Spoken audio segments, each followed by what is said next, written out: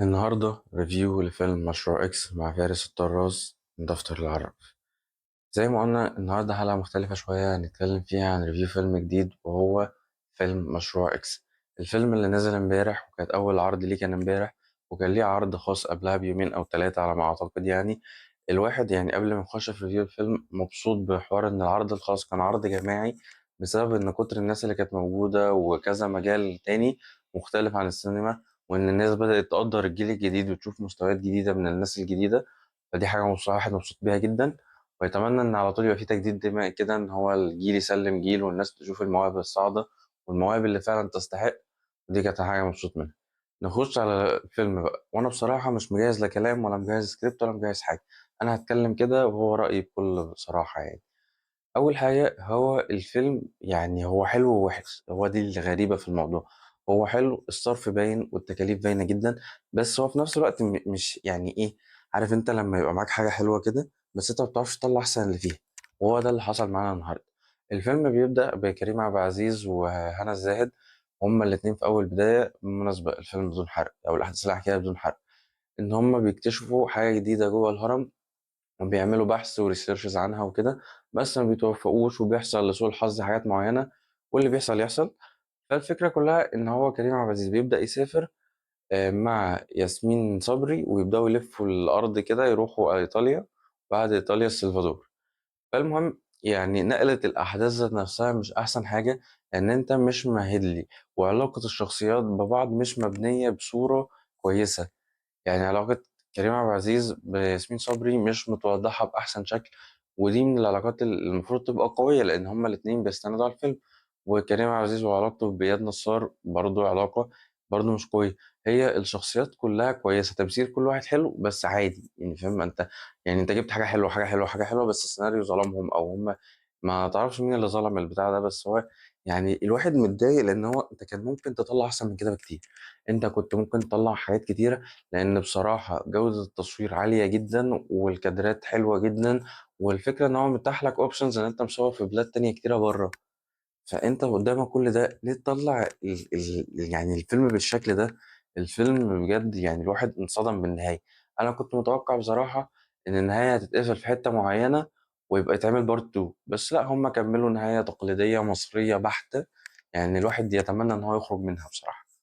فالمهم، احنا لو جينا ندرس الفيلم جزء جزء، تطور الأحداث هو تطور بطيء شوية، لأن الخنقة أو الخناقات اللي كانت بتحصل أو المعارك اللي كانت بتحصل كانت بتحصل بشكل كبير شوية، قد يؤدي إلى الملل.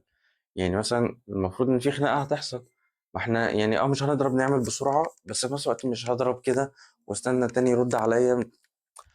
انجز حالك، احنا مش جايين نتفرج على الخناقه، احنا جايين نعرف الفكره، لان الفكره اللي انتوا جايبينها فكره جميله، فكره حلوه، وما اعتقدش ان هي اتعملت قبل كده كتير. فكره ان الغرفه السريه، يعني هو هي اتعملت بره بس ما اتعملتش بالشكل الدرامي المصري يعني. الغرفه السريه اللي في الهرم اللي احنا بنحاول نكتشفها، ان الهرم ليه فكره اكبر بكتير، ودي حاجه كويسه. وحاجه كويسه انها بتطلع مننا احنا يعني. اشهر الافلام المصريه او اللي بتتكلم عن الحضاره المصريه هي مش افلام مصريه. يعني فاهمين الموضوع؟ دي حاجة مؤسفة. فالفيلم كان يعني متنبأ له إن هو يكون حاجة حلوة، بسبب كل السوشيال ميديا اللي كانوا بيعلنوا عنها والإعلانات، والإعلان الأول والتاني. وكان الموضوع، أنا كنت داخل رافع التوقعات بتاعتي للسقف، اللي هو ده فيلم مفيش زيه اتنين، فيلم هيكسر الإيرادات. معاك كريم عبد العزيز، معاك كذا ممثل مش شاطر برضه. طب ما أنت معاك كل حاجة، معاك مخرج، معاك فلوس، معاك كل حاجة، ما وصلتش لحاجة ليه؟ ما هو دي بقى هنا تكمن المشكلة. حلو.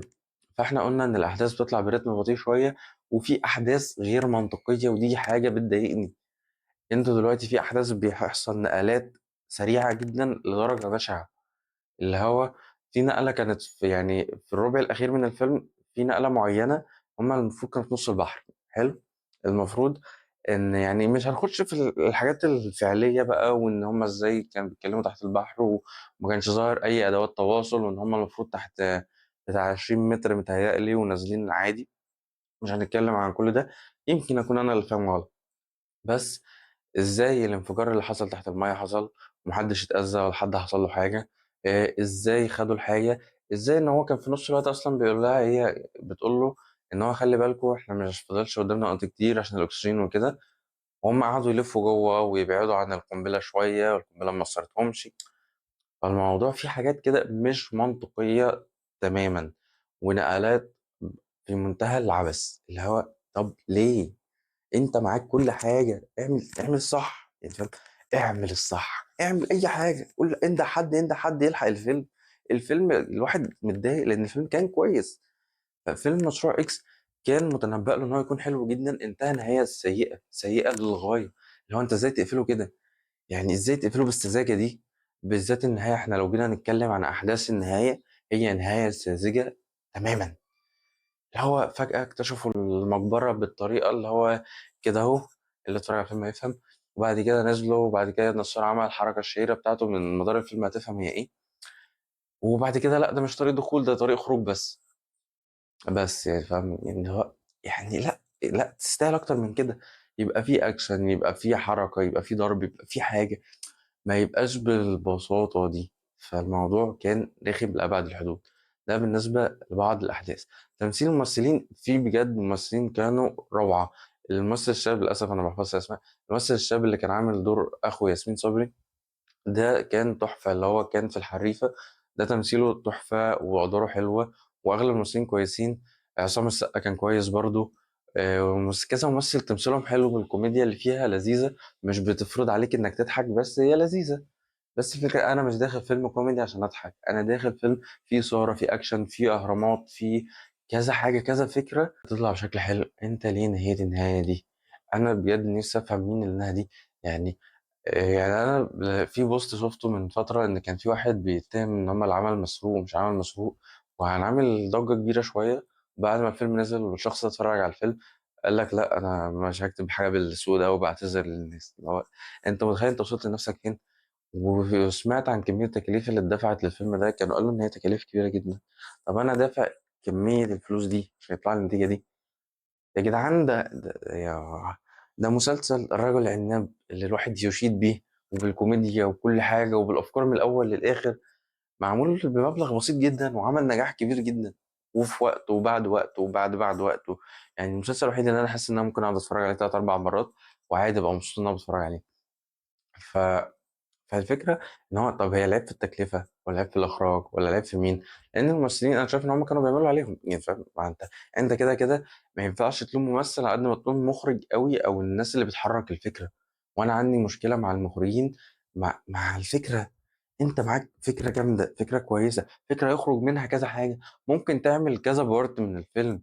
مش لازم تقف عند النهاية التقليدية، إن إحنا خلصنا المهمة، طب يلا بقى خلاص المهمة خلصت، نبدأ مهمة جديدة بشكل جديد وناس جديدة بقى. عادي، ممكن تفضل سايب المهمة شغالة وتفضل فاتحها للفكرة، بس اقف عند حتة مهمة. اقف مثلا عن ان هم لقوا حتة اللغز مثلا ولقوا حاجة، فابدي بقى طريق جديد، ان هم ازاي هيخشوا الهرم، وازاي هيخرجوا منه، وازاي هيعملوا. شغل خيالكوا شوية، اللي هو خلي الموضوع اكبر. اما انت كده كده معاك unlimited money يعني، او حتى لو limited، فانت استغلها في فكره اكبر. ما كانش لازم ان انت تروح ايطاليا وتروح مش عارف السلفادور وتحكي لنا عن العصابات اللي في السلفادور، وتلف في ايطاليا بالعربيات، وما كانش لازم. يعني انا بالنسبه لي مش فارقه معايا. بس انت لو كنت في مصر، نزلت الصعيد مثلا، عملت مش عارف حاجه هناك، وبعد كده اكتشفتوا حاجه، وبعد كده رحت وجه تاني، ما هو انت برضو كانت ممكن تعمل حاجات كتيرة من مصر واقل من التكلفة، وتستثمر التكلفة دي في معدات اكتر ان انت تستغلها، والمركب واليخت اللي مأجرينه والادوات والكواليتي العالية مع كاميرات عالية والتصوير تحت المية. ما كل دي حاجات حلوة. طب ما انت ليه ما كملتش للنهاية؟ فللأسف يعني أنا تقييمي الممثلين بجد، في ممثلين كويسين جدا، تقييمي للحبكة أو للقصة سيئة للغاية. لأن أنت، الفيلم فيه فكرة حلوة، بس الفكرة إن أنت لما تيجي في الآخر وتقتل كل ده بنهاية ساذجة وصادمة لدرجة الهبل، فأنت قتلت كل اللي أنت عملته ورا. مهما كان اللي ورا كان حلو، فأنت قفلته قفلة وحشة. فهذه المشكلة، أنت قفلت القفلة دي ليه؟ فزي ما قلنا، الحبكة بالنهاية مش أحسن حاجة. التصوير بصراحة التصوير جميل، محدش يقدر يعني يقول نص كلمة على التصوير. التصوير حلو جدا والكادرات حلوة، واللي بيصور بزوايا كويسة، وفي التصوير حلو. انا ما عنديش مشكله مع التصوير، بس يعني الفكره اللي هو ليه؟ انا نفسي اسالهم، انت ليه تعمل كده؟ ليه يبقى معاك فيلم حلو، فيلم عن مشروع اكس، عن مشروع غرفه، وبالذات ان احنا في الوقت ده سمعت خبر ان الهرم الاكبر اصلا هيتقفل عشان هم شاكين ان في غرفة تانية وهيبدأوا ترميم والحفر بقى. ان فانت استغلتش الحتة دي مع الحتة دي فعملت تعمل بروباجندا كويسة. احنا واقعين في حتة وحشة. والفكرة ان انا بشوف ان اغلب الافلام المصرية اذا ما كانش 99 منها، يعني هو الواحد في المية اللي بيفلت، نفس الفكرة بتنتهي نفس النهاية، بنقفل نفس القفلة. يا اما نجيب بقى رقصات وبلطجية وناس وهبل بقى ونعمل موضوع. اعمل حاجة جديدة، جدد، اكسر الريتم، اكسر الروتين ده. اعمل حاجة جديدة، اعمل فيلم جديد، فكرة جديدة. يعني فيلم البحث عن منقذ السيد رامبو، انا حاطط له صورتين هنا. فين واحدة اهي والتانية اهي. مش عارف حاطط الصورة التانية، لا هما صورتين. الفيلم تحفة مع انه ما كانش مخطط ان هو ينزل سينمات. ده كان فيلم راح ينزل مسابقات. الفيلم كادرات فظيع فظيع فظيع. من كتر التحفة انا مش عارف اتخطى الفيلم ده. كادرات، قصة، تناقل احداث، كل حتى بالنهاية الصادمة جدا، نهاية البحث عن منقذ السيد رامبو، نهاية صادمة 100%. وتحزن، تحزن جدا. بس أنا خارج مبسوط، خارج بعيط والدموع في عينيا، بس أنا خارج مبسوط. زي ما قلنا المنظومة لو ضلع منها اتفك أو ضلع منها اتكسر فكل حاجة بقت وحشة. ليه؟ لأن أنت بوظت السيناريو كله، بوظت الريتم كله، فأنا مبقتش مبسوط أنا. يعني ونفس الفكرة، يعني لو فرضنا إن كان التمثيل وحش كانت برضو حتى لو القصة حلوة ما كانتش هتفرق معايا. طب ما أنت عشان أنت ما وصلتليش الحاجة بالشكل الحلو. فهي دي الفكرة كلها. نفسي نطلع بره المربع اللي احنا محبوسين فيه ونشوف أفكار جديدة. نفسي المنتجين يبقى عندهم تطلع للآراء الجديدة. يعني أنا مشارك في مسرح الجامعة، أنا بشوف ممثلين تحفة وبشوف أفكار تحفة من مسرحيات معمولة من 200 300 سنة. فأنت فاهم بيطلع منها أفكار مش معمولة في أفلام. يعني أنا بحب عطيل جدا. عطيل لو اتعمل فيلم، يعني أنا لما باجي أدور إن في فيلم العطيل مش لاقي فيلم كويس. عطيل لو اتاخدت فكرته واتعملت فيلم تحفة.